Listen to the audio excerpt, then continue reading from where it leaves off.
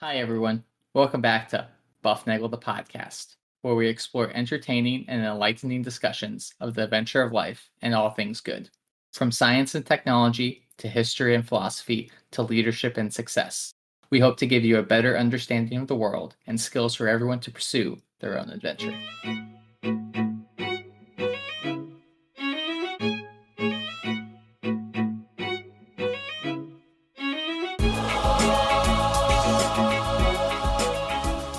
Hey, everybody, and welcome back to The Buff, where we talk about all things good in the pursuit of the adventure of life. I'm Harry. I'm joined here tonight, this evening, this morning, afternoon commute, whatever it may be for you, by Rafe. How are you doing tonight? Hey, I'm great. How have you been? I'm good. I'm exhausted and tired from a newborn and kids being kids.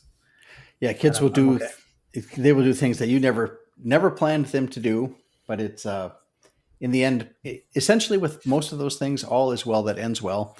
And all is well here at the Buff, as you know, because we have the world's greatest listeners. They have made us, as you know, a global top. I'm thinking even bigger than that because I think there are no other podcasts other than on this planet. So not only are we a global top 10% podcast, we are a universe. Well, we're at least a galactic top 10% podcast. And as usual, our listeners can reach us at bufnagle.com. Remember, share the love, share the buff, give us a 5-star review, hit subscribe, like, smiley star, whatever it is. Hey, and do this, tell a friend to listen and you will get a free episode and we will get credit for that download from your friend, which is always a good thing. And somewhere buried in the show notes, feel free to buy me a coffee and buy Harry some No-Dos or something like that. I don't even know what that is. No-Dos, it's it's caffeine. It's a tablet, and it's supposed to make you not sleep during physics lectures or something like that. It's been a while since I had that. But you said we're a top 10 galactic podcast. I would have maybe done a top 10 solar podcast. The solar system. Well, see, I didn't. Solastic. I started saying that. And I didn't know what the adjective was for a solar system. Our solar system. Is it? It just seems bizarre because that's right? Global, and then solar system, and then galaxy, right? That's Sure. Yeah. Right. And then I don't know what. You're right. I was going to do that. Systemic? I didn't have the word for it. I don't know. Solar systemic. All right. We'll have to coin a phrase. Harry, I was talking to your sister about airplanes.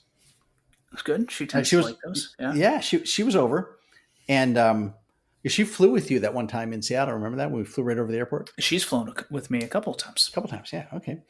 Well, anyway, her son is 2, as you know, just about 2, and he loves airplanes. When they fly over, he stops what he's doing and he looks up and he looks around and he finds the plane, and it's a very good thing. Well, they were over for lunch the other day, and we were looking out, and a helicopter went over, which is much more of a rarity than an airplane. Yeah, instead of making a zoom noise, it kind of makes a thump thump thump thump thump noise. Yeah, it's more of a thumpity thump sound, and he was really jazzed. And I said to her, I made some kind of I don't remember if it was a joke or just a pun or some offhand remark about how very valuable it is to maintain airflow across the wings, right? Or something like keeping the rotor going. And she said, "What are you talking about?" And I was making, to me, that's the standard airplane joke, and we'll get to why that's important here in a second. But I mentioned that essentially everything with powered, heavier than air flight is about maintaining airflow across the wing. Yep. Yeah. Right. As the moving air produces the lift. Okay. And she was like, "Oh yeah, okay, I got that." So just for the listeners out there, here's what that means. If you look at a cross section of an airplane wing, you will see that it has a very specific shape. Typically, most wings do, and it is one that you see in bird wings if you look at them from the side as well. The bottom of the wing is pretty much flat. It's not exactly flat, but it's flatter than the top. The top kind of has a hump on it, and the bottom has a flat thing on it, and that shape is called an airfoil. And this magic shape causes the wing to produce lift when air passes over the wing from front to back. So the way to think about that is this stream of air. So you have this fluid, which is the air, and it goes across. When it goes across the wing, the fluid gets split into two pieces. One piece goes over the top of the wing, one piece goes under the bottom of the wing, and the bottom part, since it's pretty flat, the air just goes sliding right by it. But the top piece has to go over that little hump. So the distance that air travels over the top is that's a greater distance than the distance across the bottom. And if you're going to have a nice, smooth, non-turbulent air thing going across there, that air on the top is going to have to move faster. The air on the top moves faster than the air on the bottom. And there's a principle in physics that says that moving air streams have lower air pressure than stationary, well, the non-streams, stationary air, right? And the faster the air moves, the lower the pressure. Okay. And do you remember you took chemistry lab, Harry? Chemistry lab? Yep. All right. And they have some of those little faucets in there. You have a lab and it has that black tabletop there that is resistant to every chemical known to man, right? And there's a little sink there, and that the sink comes up and it goes down back. The faucet goes up and then back down into the sink. And there's a little tube on the side of the sink there. And what you can do is you can hook up a hose to that and you turn on the water, and the flowing water through the faucet produces low pressure and produces a suction through that little tube. And you can use that to filter out. You can put that on a flask or on the bottom side of a filter to suck the water through the filter so that you can pick up whatever you're filtering out of the stuff, right? I mean, that's the same principle. Okay. So the principle that makes the physics, that makes the chem lab faucet sucker thing work is the same principle that makes gives the airplane wing. For all the women out there, it's the same as a perfume bottle. Is it the same? Okay. Yeah. You squeeze it and the air goes across, which kind of creates a low pressure system. So the perfume in the bottle gets more or less pulled up. Yep. Across the rest of the jet stream, the airstream there, and expelled. Yeah, okay. Which is different than an aerosol, of course, but that's a topic for another set of podcasts. Okay. So maybe you can find that on the aerosol deodorant podcast. I'm sure there's one of them out there. Okay. So the air on the bottom is going slower than the air on the top. Therefore, the air on the top has less air pressure, and the air literally pushes the wing up into the air. It pushes the wing in the direction of the low pressure, and bingo, as long as you put the wings on the airplane the right side up, you will get what's called lift. Well, what if the airplane's flying upside down? Well, then it gets tricky. Those wings are of a slightly different shape, but they use they use another principle of lift in aviation, and that is just the principle of angle of attack of the wing, right? So if you take your hand while you're driving in the car, remember, not that we would ever advocate this. Don't try this at home, kids. Yeah, right. As long as you're on the side where you're not passing cars, at 120 miles an hour, relatively speaking. So if you're on the passenger side with your seatbelt on, and in a car seat, and all those other things you're supposed to be doing, and you put your hand out the window, and you make your hand kind of flat, like it would be a wing, and you kind of tilt it up, it gets pushed up because the angle of attack kind of pushes it up, and you turn it so it points down, and you can make your hand fly up and down. I'm sure you did that, right, Harry? Did you? Yes. Yeah. Numerous times. Yeah. Everybody has done that thing. Much so there's my mother's chagrin. Yeah. She would say it, and your dad always yells because when you open the windows in the car while you're driving at high speed, it makes that whoop, whoop, whoop, whoop, whoop sound. And that's the kind of thing that dads want to turn off. Okay. This physics principle with the low pressure, that is often called Bernoulli's principle. And you can actually see that, like we saw it in the chem lab faucet. You saw it in the atomizer bottle for the perfume. If you have a shower curtain, just a very lightweight shower curtain in your shower, and you turn on the water and the water is rushing down there, the shower curtain gets drawn in there because of a pressure thing. So that is called the Bernoulli principle. And the Bernoullis were this great. They were some of the original big brain smart heads. There was a whole family of them, and they all did all sorts of. There's like a dozen different Bernoullis, and one of them described this principle of that lift there with the moving airstream, and that, well, you can use that for a lot of things if you think about it. Moving airstreams can help you do the kinds of things you want to do, like fly an airplane. So now I had mentioned, okay, at the beginning of this, when I made the general statement about maintaining airflow across the wings, and that everything with powered heavier than air flight is about that. But you don't have to have powered flight. You can have non-powered flight, like in a glider, right? I mean, so you have to get the glider going. It's still heavier than air. But it's still heavier than air, and it relies on a lot of lift generated by the moving airstream. And if you're good at that, and you can generate a lot of lift, and then if there's some sort of thermal currents in the air, like a hot sunny day, you can find places where just follow those buzzards and eagles and vultures and stuff around, and wherever they are soaring, you can soar too, because you're generating lift with those wings. And of course, you don't have to have.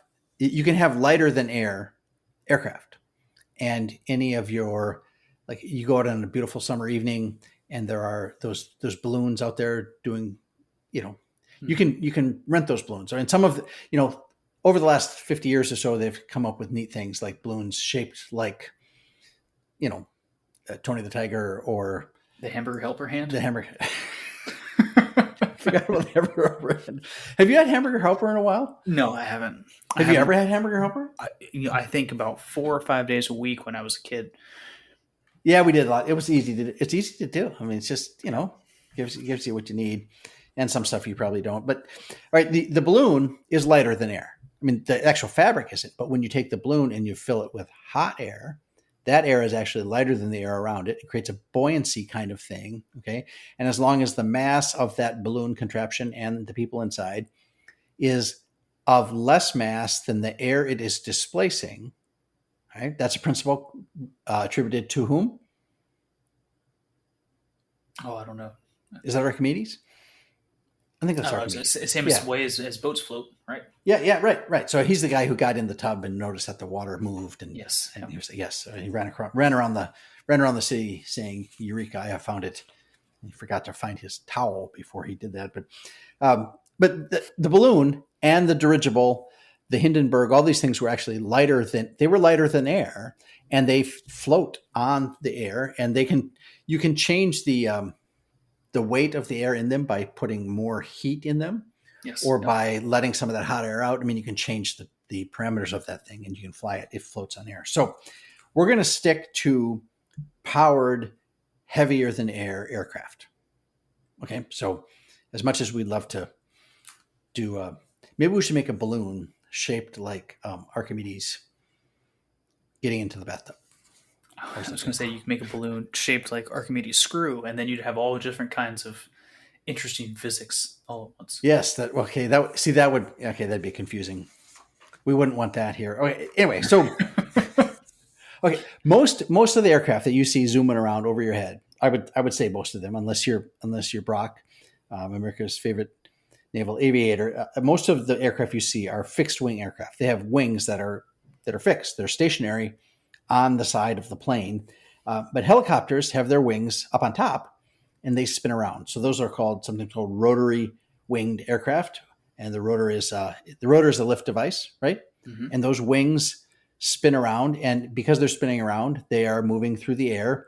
There's an airstream going over them and under them, and there's an angle of attack thing and all sorts of stuff you can do with that. But in both cases, you have to have air moving across the wings, and everything about that is power. All right, and generating power, you have to keep the air moving across there, and that takes energy. All right, and you're going to have an engine or something to do that. You're going to have to either push or pull that contraption through the air to generate lift by running air across the wings. Okay, it's probably going to be something like a propeller. Yeah, a propeller is going to pull it or push it, depending where it is in the front or the back, and exactly how the propeller works is going to be. We're going to get to that, because that's a thing that has been learned over the last 100. Where are we now? 2025 over the last 125 years, 120, 125 years, something like that. Okay, so now it turns out, okay, we're going to go to the Wright brothers, because this is where you can make some arguments that there were some guys in Europe that were doing some flight, but we're going to start with the Wright brothers, because you know what? We're not in Europe right now. You and I aren't, at least. And the Wright brothers get credit whether or not they stole it or not. That's a topic for another day. Mm-hmm. But in their 1903 flight, okay, that was the first one they did. They didn't go very far. It's very windy there at Kitty Hawk, North Carolina. It's along the beach. There's always a wind blowing, and they know that, right? I mean, so air across the wing makes the plane fly. And in fact, if you get really strong winds at small airports, there are little planes that will actually lift off the ground even though they're tied down. I mean, they spring up and they create tension against their tie downs. The 1903 flight used a 12 horsepower, 4-cylinder gasoline engine. Okay, and I think 12 horsepower is not very many horsepower. Doesn't your lawnmower have 12 horsepower? Yeah, I'd have to look that up. My truck is somewhere between 300 and 400 horsepower. I don't. You're looking that up, aren't you? How many horses are in a lawnmower? All right, Harry's going to get this. We'll put on the thinking music. Here we go.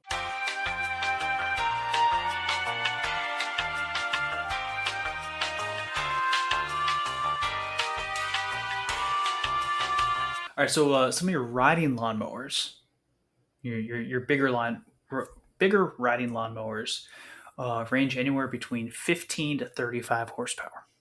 Yeah, so your riding lawnmower had more power in it than the Wright brothers engine that flew their first plane. Yeah, okay. Push mowers are like 7. So put two so of your push mowers together. That's about what you got. Okay, all right. So if you go to wrightbrothers.org, www.wright-brothers.org, they describe the engine that they used. I'm interested in this because we're going to just talk about engines here for a while, but I really wanted to know how this came about, and this was so fascinating to me. I figured I have to share this. Okay, once they had decided to attempt powered flight. Yeah, because there's yes, we're going to do this, right? The Wrights calculated they needed an engine that produced at least 8 horsepower and weighed no more than 200 pounds. That's about 90 kilograms. Okay, that's like a person. It's a standard size adult male, not particularly heavy, but can an adult male produce 8 horsepower? That's a very good question. Zach's been talking about this. He's like, because he does electric power now. And he's like, we're spending a lot of money doing all this solar stuff and the wind stuff, the nuclear stuff and the coal stuff. He was like, why can't we just have people on bicycles making power? Sounds like something out of a Pinky and the Brain episode. Yeah. So I don't know exactly what the plan is, but he figures at least if I'm sitting there, I ought to be producing some power. So, all right. So 200 pound, this engine needs to make at least 8 horsepower and weigh no more than 200 pounds. A quick survey of the automotive market showed that there was no such engine available and they would have to make their own. Okay, so here we are. Harry, we're going to attempt powered flight. This is great. Let's build an airplane. Oh no, we need to build an engine as well. See, but that's how it always goes. Yeah. Right? You're right. We're going to engineer something. We're going to make something. And then we say, well, we can make the thing we want to make, but in order to make it run or to make it work properly, we have to make the components for it to work properly. Right. It was just this is the part that blew my mind. An acquaintance at a nearby Buckeye Iron and Brass Works advised them that they could save weight if they cast the engine block from aluminum. Right. So I'm like, where do they run into this guy? I mean, were they at a beer having a beer at a pub? And they were like, yeah, we're thinking we're going to have to build our own engine. It's got to be less than 200 pounds. And the guy goes, is the guy at the next table and goes, dude, make it out of aluminum. Or maybe he sees him in the bathroom and says hello. Something like that. He was like, hey, you guys still working on that airplane? And they're like, yeah, we're working on the engine now. And he said, just make it out of aluminum. Although this was a soft metal, alloys had recently been developed that were much stronger. Both Benz and Daimler in Germany were successful at making engines with aluminum blocks. Okay, so you've heard of Benz, yep. Mercedes-Benz, and Daimler Chrysler. Those are names that are still around in the automotive area. They were making aluminum blocked engines in the early 1900s. The Wrights decided to cast the block from an alloy of 92% aluminum and 8% copper. Okay, I don't even know where you start with this. Do you then go down to the foundry and say, we would like an engine. We're trying to build an engine block. We need a chunk of aluminum of aluminum copper alloy that's this big. Can you make it for us? I'm sure. If you're a metallurgist, don't you know compounds and alloys? Yeah, and you can make it. Just heat them both up, right, Yep. till they melt, and then you pour them together and stir them with a stick. With probably like one of those painting sticks, right? A Yeah, wooden one. Well, not the short ones that come in the 1 gallon cans. Those big ones for the 5 gallon cans. You put that in there. After the castings had been made, the Wright's mechanician, right? They didn't have a mechanic or a technician. They had a mechanician, something like that. His name was Charlie Taylor. And that's really funny because I had a friend in graduate school whose name was Charlie Taylor, and this was not the same guy. He machined the parts and assembled the engine. Later, he described his work as follows. So this is Charlie Taylor now telling the story of how he made the engine to make the Wright brothers airplane fly. Okay, this is the kind of guy you need around whenever you're doing any kind of work, okay? We didn't make any drawings. That sounds about right. All right. One of us would sketch out the part we were talking about on a piece of scratch paper, and I'd spike the sketch over my bench. I don't really know what that means. I think he just kind of like... You put a thumbtack on your wall. Yep. It took me 6 weeks to make the engine. That's unbelievably fast. It is. You can't get an engine done that quickly these days. You can't even get the paperwork done in 6 weeks. It took me 6 weeks to make the engine. The only metalworking machines... Okay, so they were airplane guys working in a bicycle shop. Right. Okay. The only metalworking machines we had were a lathe and a drill press. That's all they had.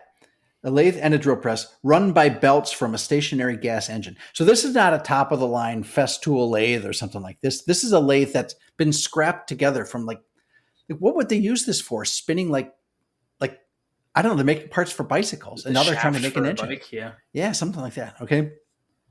The crankshaft was made out of a block of machine steel 6 by 31 inches and 1 5/8 inches thick. So I don't know, that's like 2 to 3 centimeters thick, and it's 6 inches wide and 31 inches long. It's a piece of steel. And he's going to turn that into a crankshaft. I traced the outline on the slab, then drilled through with a drill press until I could knock out the surplus pieces with a hammer and chisel. Then I put it on the lathe and I turned it down to size and smoothness. I'm just amazed. Like I started working like, how do you keep airplanes in the air? And now I'm deep into Charlie Taylor saying he built an engine in 6 weeks through this method with a lathe. With a lathe, that's it. That's all he's got, right? And raw metal that he got from the guys down at the foundry. The body of the first engine was of cast aluminum, and was bored out on the lathe for independent cylinders. So they had a bit on the lathe big enough to grind out 4 cylinders. What, like 4 centimeters or something? Well, no, I think they're bigger. I saw some pictures of them. I'll bet they're close to 10 centimeters. Wow. These are big cylinders. All right. The pistons were made of cast iron, and these were turned down and grooved for piston rings. The completed engine weighed 180 pounds and developed 12 horsepower at 1,025 revolutions per minute. 1,000 revolutions per minute. That ain't real fast. No. The fuel system, we need fuel. Okay. You can't just reach over to the shelf, grab a fuel system and put it on there. Okay. The fuel system was simple. A 1 gallon fuel tank. Okay. So imagine a milk jug. Okay. It's a jug of milk, actually held 22 ounces, was suspended from a wing strut. Oh, good. Okay. So we got a gallon of gasoline hanging from the strut above our heads. Probably a guy on the wing itself, like sucking the gasoline down a tube to get it started. Something like that. All right. And the gasoline was fed by gravity down a tube to the engine. The fuel valve was an ordinary gaslight petcock. There was no carburetor as we know it today. So there was no place to mix the gas in the air. It was just like gas. Okay. The fuel was fed into a shallow chamber in the manifold. Raw gas blended with air in this chamber, which was next to the cylinders, and heated up rather quickly, this helping to vaporize the mixture. Another thing I read said that the gas would rich. Well, it would drip. The gas would drip onto the manifold, and it would boil because it was hot. So you have liquid gas in a really hot environment dripping on there and vaporizing, mixing with the air, and then it gets sucked into the cylinder. Okay. Yep. Okay. All right. The engine was started by priming each cylinder with a few drops of raw gas. So you just put a couple drops here, a couple drops here, a couple drops here, a couple drops here. Okay, Orville, fire it up. Okay, this is incredible. And okay, there's no hazmat suits. They might have worn gloves just because it was so hot. The things were so hot. There's no face shields. There's no wetsuits. There's no fire extinguishers. This was this was dangerous work. All right. The ignition was the make and break type. No spark plugs. The spark was made by opening and closing of two contact points inside the combustion chamber. So they had a thing really that was tiny guy in there with two little wires. Yeah, essentially it was, and he was snapped. Well, this thing would go up and down and would come together, and when it got together, it would spark. Okay, they were operated by shafts and cams geared to the main camshaft. So all of this, they designed this whole thing just so they can fly the airplane that they don't even know it's going to work yet. Mm-hmm. The ignition switch was the ordinary single throw knife switch we bought at the hardware store. Okay, you know what that is? That's just a piece of, it's a thing on a little hinge, and you close it, and open it, and close it. Okay, that was the ignition. Ready, ignition, and you close the little thing. Dry batteries were used for starting the engine, and then we switched onto a magneto bought from the Dayton Electric Company. There was no battery on the plane. Several lengths of speaking tube. Okay, you know what speaking tube is? Speaking tubes, such as you find in apartment homes, were used in the radiator. So, like you would have like a tube would go like between floors or between rooms, and you talk in one side, and the sound goes through the other side.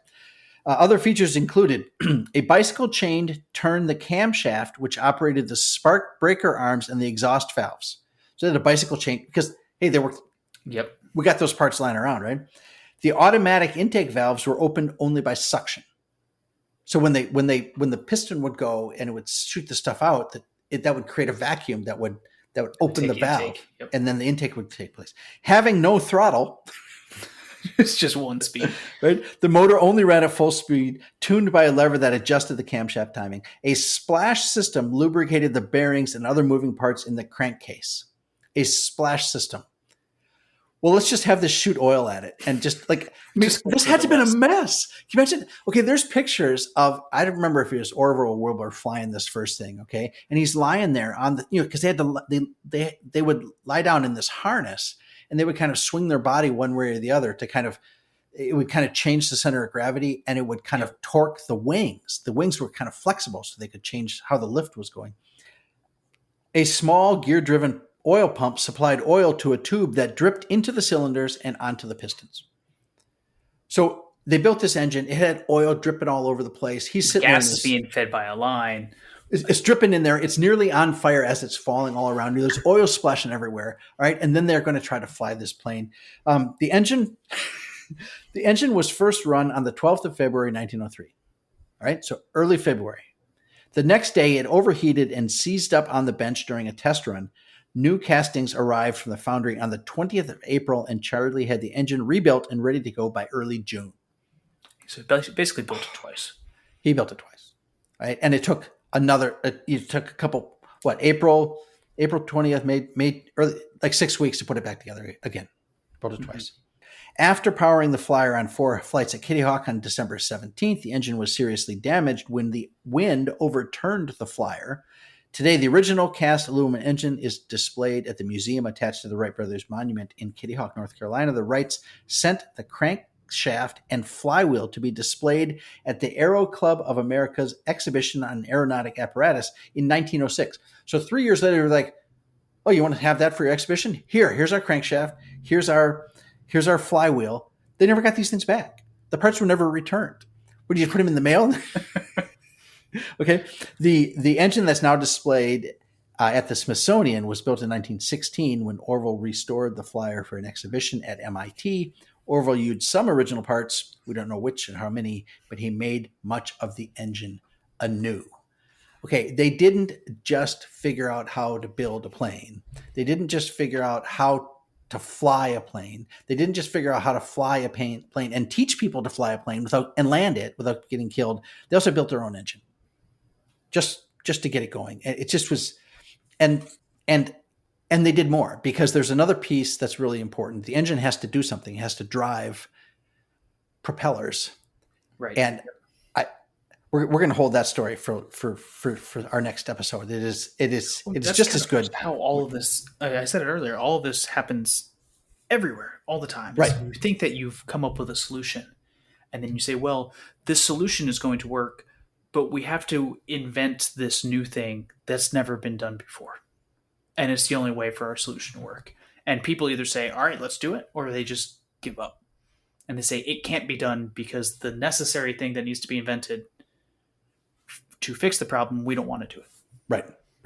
Yeah, I was blown away. I never once, Harry, I have to say, I never once thought of that. I mean, I knew they built the flyer. I'd seen pictures. Yeah, I went to Dayton. They are the Dayton Flyers, and not the Dayton Flyers like the people, the Dayton Flyers like the planes. It's called the Flyer, Flyer. It's not Flier. So it's an incredible story there. And this is just a little piece on the engine, and it doesn't have to do with the Flyer itself, which I think will become that's another story in itself. But until that time, we're going to we'll get back to the next piece of that the next time we meet. That's right. And so for the listeners, keep your ears open for the next episode, part 2, right? I would suppose. And as always, remember to seek the good, live virtuously, and flourish, and enjoy the adventure of life.